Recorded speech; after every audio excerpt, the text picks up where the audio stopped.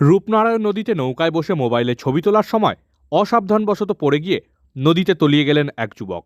বুধবার ঘটনাটি ঘটেছে বাগনানের বাক্সি এলাকায়।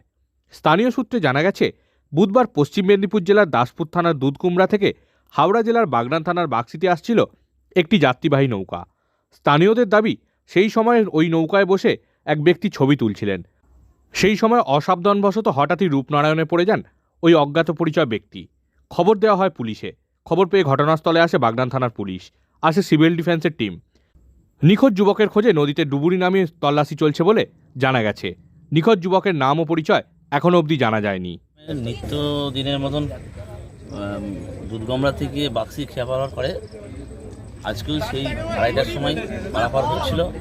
নৌকাতে লোক সংখ্যা কম ছিল, কিন্তু পারাপারের সময় মাঝির কাছে রিপোর্ট পেলাম, বা এখানে যারা পারাপার হচ্ছিল তাদের কাছেও রিপোর্ট পেলাম যে একটা ভদ্রলোক, মাঝ বয়সে 45-50-এর মধ্যে বয়স হবে, তিনি যখন বসে আসছিলেন হঠাৎ করে নদীতে পড়ে যায় এবং তলিয়ে যায়। তাকে সেই সময় মাঝি বা আরও লোকজন চেষ্টা করে তোলার জন্য, তাতে পায় না।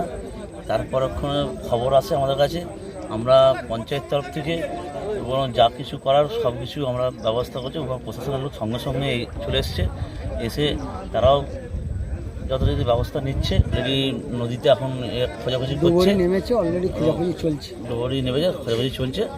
যাই হোক, মোটামুটি তারা প্রস্তুত হয়ে এসে মোটামুটি কাজ চালাচ্ছে, এখনও পর্যন্ত চলছে। আমরাও তার জন্য আছি, এলাকার মানুষ কিছু প্রয়োজন লাগলে আমরাও থাকবো, আমরা রাতের দিকেও থাকবো, সব কিছু ব্যবস্থা আমরা করবো।